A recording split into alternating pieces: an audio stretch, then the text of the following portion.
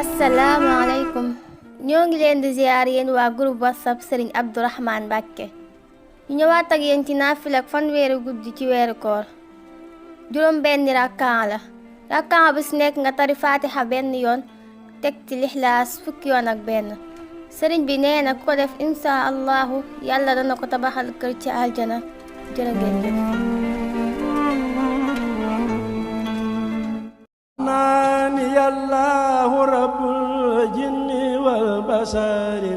mbokk yi